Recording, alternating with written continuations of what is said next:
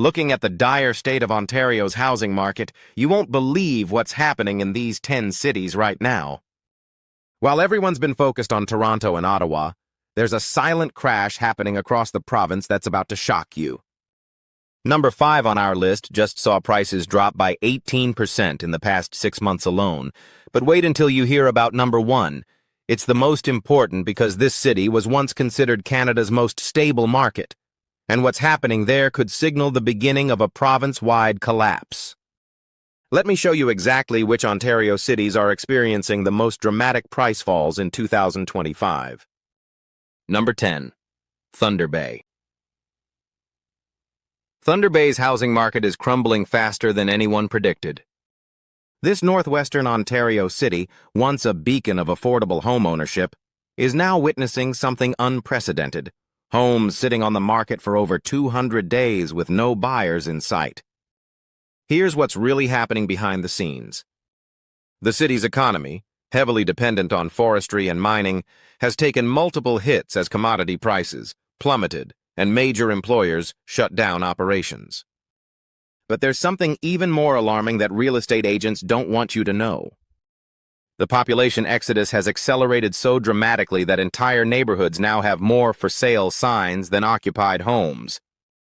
What makes this particularly devastating is that Thunder Bay was supposed to be recession-proof. Local families who bought homes just 2 years ago thinking they were making a safe investment are now watching their equity evaporate. Sarah Mitchell, a local teacher, bought her 3-bedroom home for $285,000 in 2023, and today it's valued at just $215,000. That's a $70,000 loss in less than 2 years. The ripple effect is crushing local businesses. When homeowners lose confidence, they stop spending on renovations, furniture, and local services. This creates a vicious cycle that's pulling the entire local economy down with it. But Thunder Bay's problems are just the beginning of what we're seeing across Ontario. Number 9, Sault Ste. Marie. Sault Ste. Marie is experiencing what economists are calling a perfect storm of housing market collapse. This border city has seen average home prices drop by 14% since January, but the real story is much worse than the numbers suggest. The city's steel industry, which employed thousands and supported the local housing market for decades, has been steadily declining. But here's the shocking part. Major employers like Algoma Steel are implementing massive layoffs, while simultaneously, the city is dealing with an aging population crisis. Young people are fleeing to larger centers, leaving behind a housing stock that nobody wants. What's particularly heartbreaking is watching longtime residents who plan to retire on their home equity discover their properties are now worth less than what they paid decades ago. Jim Rodriguez, who worked at the steel plant for 30 years, put his 4-bedroom family home on the market 6 months ago, asking $320,000. After 3 price reductions, he's now asking $245,000 and still has no serious offers. The psychological impact is devastating. When an entire community loses faith in real estate as a store of value, it changes everything. People stop maintaining their properties, neighborhoods deteriorate, and the downward spiral accelerates. Local real estate agents are reporting that even at these reduced prices, buyers are staying away, waiting for prices to fall even further. This creates a dangerous expectation of continued decline that becomes self-fulfilling. Number 8. North Bay. North Bay's housing crash is particularly shocking because it happened so suddenly. This city of 50,000 people saw what appeared to be a stable market completely collapse in just 4 months, catching everyone off guard. The trigger was the announcement that the Canadian Forces Base would be significantly downsizing its operations. Military families, who made up nearly 20% of the local housing demand, began receiving transfer orders to other provinces. But here's what nobody anticipated. The civilian population started panicking and putting their homes up for sale simultaneously. Within weeks, the local MLS system was flooded with over 800 new listings in a city that typically sees maybe 200 homes for sale at any given time. It was like watching a dam burst. Prices that had held steady for years suddenly dropped a percent in a single month, then another 8% the following month. Maria Santos, a local nurse, describes the chaos. My neighbor sold his house in March for $380,000. I listed mine in May for $360,000 thinking I was being competitive. Now I'm asking $295,000 and my agent says I might need to go lower. That's nearly a $90,000 difference in just 2 months on similar properties. What makes North Bay's situation particularly precarious is that unlike larger cities with diverse economies, when one major employer makes changes, it sends shockwaves through the entire community. The fear now is that other businesses will start closing as consumer spending drops, creating additional waves of job losses and more forced sales. The City Council is scrambling to attract new employers, but economic development takes years, and the housing market is collapsing right now. Number 7. Sudbury. Sudbury's mining-dependent economy is facing a reckoning that's devastating the local housing market. This northern Ontario city, famous for its nickel production, is discovering that global commodity markets and housing prices are more connected than anyone realized. The crisis began when Vail and Glencore announced production cuts due to falling nickel prices. But the real shock came when these companies revealed they were also implementing permanent workforce reductions through automation. Suddenly, thousands of well-paying mining jobs that supported the local housing market were disappearing forever. Here's what's truly alarming. Sudbury homes that were selling for $450,000 just 18 months ago are now struggling to find buyers at $350,000. That's a 22% decline, and real estate experts predict it's nowhere near the bottom. The city's average days on market has increased from 28 days to over 150 days, meaning homes are sitting empty for 5 months or more. But there's something even more disturbing happening. The rental market is also collapsing because mining workers who used to rent apartments while working temporary contracts are simply not coming to the city anymore. This has created a cascade of financial problems for property investors who bought rental properties during the boom years. Local contractor Mike Thompson explains the broader impact. I used to renovate 4 or 5 houses a month. Now I'm lucky if I get one client every 2 months. Nobody wants to put money into a house they can't sell. This creates additional downward pressure on property values as maintenance and improvements decrease across the city. The psychological shift is profound. Sudbury residents who once viewed their homes as their most valuable asset are now seeing them as financial liabilities. This change in mindset is accelerating the market decline as more people choose to sell while they still can. Number 6. Timmins. Timmins is experiencing what local economists are calling a slow-motion avalanche in its housing market. This gold mining city has seen a gradual but relentless decline that's now accelerating at an alarming pace. The city's problems started when several smaller mining operations shut down over the past 3 years, but the housing market initially seemed resilient. Property values held steady, and some residents even thought they might weather the economic changes. That illusion shattered in early 2025 when Newmont Corporation announced it was suspending operations at its major local facility, putting another 800 people out of work. What happened next reveals how fragile Northern Ontario's housing markets really are. Within 6 weeks of the announcement, over 300 homes hit the market simultaneously. Sellers, many of whom were already struggling with job uncertainty, panicked and began undercutting each other dramatically. Houses that would have sold for $290,000 last year are now listed at $220,000 and still not moving. Jennifer Walsh, a local accountant, bought her home 3 years ago for $275,000, with plans to build equity for her retirement. Today, her real estate agent estimates it might sell for $195,000 if she's lucky. I feel completely trapped, she says. I can't afford to sell, but I also can't afford to stay if I lose my job too. The situation is compounded by Timmins' remote location. Unlike cities in southern Ontario where residents might commute to jobs in other communities, Timmins workers face a stark choice: find local employment or leave the region entirely.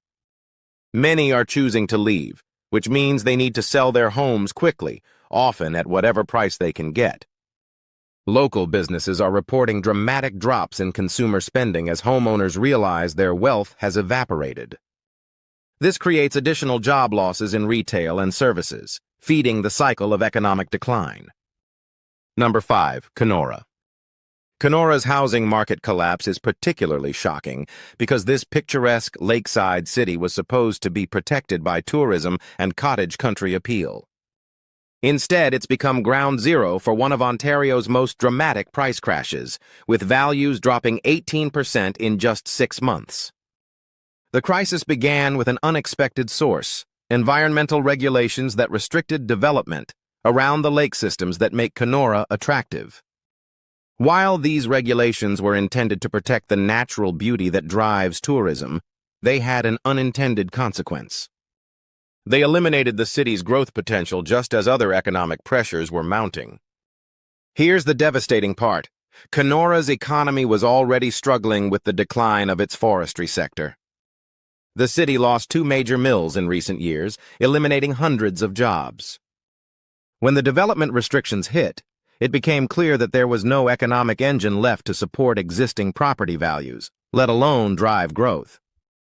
But what makes Kenora's situation uniquely painful is that many property owners here aren't just facing financial losses, they're losing their dreams. This city attracted retirees and cottage owners who planned to spend their golden years enjoying lake life. Now they're discovering their properties are worth far less than what they paid, and there are virtually no buyers interested at any price. Robert Chen, who bought a lakefront property for $485,000 2 years ago planning for retirement, recently received an appraisal of $395,000. His real estate agent told him honestly that in the current market, he'd be lucky to get $350,000. It's not just the money, he explains. It's watching everything I work toward just disappear. The tourism industry, which was supposed to provide economic stability, is also struggling as visitors have less disposable income due to broader economic pressures. Local businesses that depended on both residents and tourists are closing, creating additional job losses and more pressure to sell homes. What's happening in Kenora reveals a crucial truth about Ontario's housing market. Even the most desirable locations aren't immune when the underlying economic fundamentals collapse. Number 4. Elliott Lake. Elliott Lake represents one of the most heartbreaking housing collapses in Ontario because this retirement community was specifically designed to provide affordable, peaceful living for seniors. Instead, it's become a cautionary tale about what happens when demographic assumptions prove catastrophically wrong. The city was rebuilt as a retirement haven after its uranium mining industry ended, attracting thousands of seniors, with promises of low living costs and healthcare services tailored to older residents. For years, this model seemed to work perfectly. Home prices remained stable and affordable, and the community thrived. But then reality hit like a sledgehammer. The seniors who moved to Elliott Lake are aging out of home ownership faster than new retirees are moving in. Worse, many of these seniors are discovering they need more intensive care than the community can provide, forcing them to move closer to family or specialized facilities. This has created a flood of homes on the market with very few buyers. Here's the truly devastating part. Homes in Elliott Lake that sold for $180,000 3 years ago are now listed at $115,000 and still not finding buyers.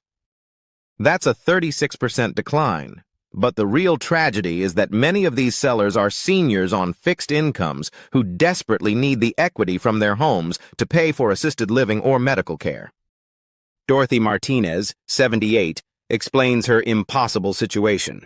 We bought our house here for $165,000, thinking it would be our forever home and provide security for our children's inheritance. Now we need to move to a care facility, but our house has been on the market for 8 months at $125,000 with no offers. We're basically trapped.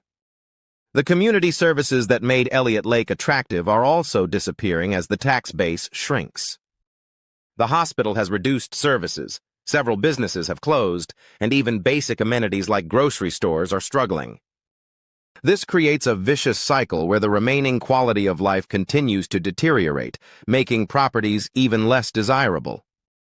What's happening in Elliott Lake exposes a fundamental flaw in retirement community planning: the assumption that demand would remain constant without considering how demographic and economic changes could destroy an entire community's value proposition. Number 3, Cornwall. Cornwall's housing market is experiencing what economists call a structural collapse, a complete breakdown of the fundamental factors that support property values. This eastern Ontario city has seen average home prices drop by 21% since the beginning of 2025, but the underlying problems suggest this is just the beginning. The city's manufacturing base, which employed thousands and supported the local housing market for decades, has been systematically dismantled by factory closures and relocations to lower-cost jurisdictions. But Cornwall's problems go deeper than just job losses. The city is facing a perfect storm of demographic decline, infrastructure problems, and proximity competition from Ottawa that's making it nearly impossible to maintain property values. Here's what's really happening. Young people who grow up in Cornwall are leaving for opportunities in Ottawa or Montreal and never coming back. Meanwhile, the city's aging population is downsizing or moving to communities with better healthcare access. This creates enormous downward pressure on housing demand while the supply continues to grow as people put homes on the market to relocate. The infrastructure challenges are particularly devastating. Cornwall's aging water and sewer systems require massive investments that the shrinking tax base can't support. Some neighborhoods are dealing with regular service disruptions, and property buyers are factoring potential special assessments into their purchase decisions, driving offers even lower. Lisa Park, a local teacher, bought her home 5 years ago for $295,000, believing Cornwall's proximity to Ottawa would make it a good investment. Today, after reducing her asking price 4 times, she's considering an offer of $215,000. "I never imagined I could lose $80,000 on a house in just 5 years, she says. "Everyone told me real estate always goes up." Local businesses are reporting that the housing crisis is affecting everything. When residents lose confidence in property values, they stop investing in their homes and communities. Restaurants, retail shops, and service businesses are all seeing declining revenues as people tighten their budgets and many residents simply leave town. The proximity to Ottawa, which was supposed to be an advantage, has become a liability. People realize they can get better value and opportunities by moving 90 minutes east, leaving Cornwall's housing market with few natural buyers. Number 2, Chatham-Kent.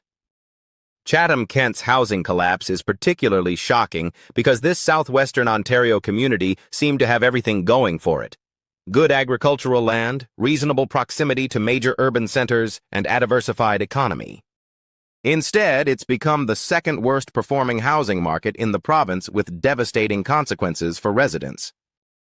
The crisis began when the agricultural sector, which forms the backbone of the local economy, started facing unprecedented pressures. Climate change has made farming less predictable, international trade disputes have affected crop prices, and automation has reduced the need for agricultural workers. But the real devastating blow came when several major food processing plants announced closures or significant downsizing. What makes Chatham-Kent's situation particularly painful is the speed of the collapse. Properties that were selling quickly just 2 years ago are now sitting on the market for 6 months or more. The average home price has dropped from $385,000 to $285,000, a staggering 26% decline that shows no signs of stopping. But here's the truly heartbreaking part. Many residents bought homes in Chatham-Kent because they were priced out of larger urban markets, but still wanted to build wealth through home ownership. These families, many of whom commuted to jobs in London or Windsor, are now discovering that their affordable homes have become financial disasters. Mark Williams, who moved to Chatham-Kent from Toronto 5 years ago, explains the devastating impact. "We bought our house for $365,000, thinking we were getting great value compared to the GTA. Now our neighbor just sold an identical house for $275,000 and our mortgage is underwater by almost $100,000. We feel completely trapped. The commuter market that once supported higher property values has evaporated as employers in larger cities have embraced remote work, eliminating the need to live within driving distance. Meanwhile, local employment opportunities continue to disappear, creating a demographic exodus that's accelerating the housing decline. Local infrastructure is also becoming a problem as the tax base shrinks. Roads need repair, schools are closing due to declining enrollment, and municipal services are being cut. This deterioration makes the community less attractive to potential buyers, creating additional downward pressure on property values. What's happening in Chatham, Kent reveals how quickly a seemingly stable housing market can collapse when multiple economic pressures converge simultaneously. Number 1, Windsor. Windsor's housing market collapse is the most important story on this list because this city was supposed to be Ontario's success story, a manufacturing hub with cross-border opportunities and affordable real estate that would attract young families and new Canadians. Instead, Windsor has become the epicenter of Ontario's housing crisis, and what's happening here could signal the beginning of a province-wide collapse. The automotive industry, which has been Windsor's economic foundation for over a century, is undergoing a transformation that's devastating the local housing market. Electric vehicle production requires fewer workers than traditional manufacturing, and many of the retooling investments that were promised are being delayed or canceled as automakers reassess their strategies. But Windsor's problems go far beyond automotive challenges. The city is facing a perfect storm that reveals the fragility of Ontario's entire housing market structure. Currency fluctuations has made cross-border shopping and working less attractive. International student enrollments at local institutions have dropped dramatically, and the promised economic benefits of legalized cannabis production have failed to materialize. Here's the shocking reality. Windsor home prices have dropped 28% in the past 18 months. Making it the worst-performing major housing market in Canada. Houses that sold for $300,000. The psychological impact of such dramatic losses is creating panic selling that's accelerating the decline. What makes Windsor's collapse so significant is that this city was held up as a model for affordable home ownership in Ontario. Government programs directed first-time buyers to consider Windsor as an alternative to expensive GTA markets. Now those same buyers are facing catastrophic losses that will affect their financial security for decades. Amanda Rodriguez bought her first home in Windsor 2 years ago for $285,000. I followed all the advice about building wealth through homeownership, she says. Nobody warned me that I could lose over $100,000 in 2 years. I feel completely betrayed by the system. The rental market has also collapsed as population decline reduces demand for apartments and condos. Property investors who bought rental properties during Windsor's brief boom are now facing negative cash flow and declining asset values simultaneously. What's most alarming about Windsor's situation is that it exposes fundamental weaknesses in Ontario's economic structure that extend far beyond one city. If a manufacturing center with cross-border advantages and government support can experience such a dramatic collapse, it raises serious questions about the stability of housing markets throughout the province. So there you have it, 10 Ontario cities where home prices are falling like a rock in 2025. From Thunder Bay's mining decline to Windsor's automotive transformation, these communities reveal how quickly local economies and housing markets can collapse when underlying conditions change. What do you think about these dramatic price drops? Which of these cities surprises you most? And do you think this trend will spread to other parts of Ontario? Let us know your thoughts in the comments below. And if you found this analysis helpful, make sure to like, share, and subscribe for more real estate market insights.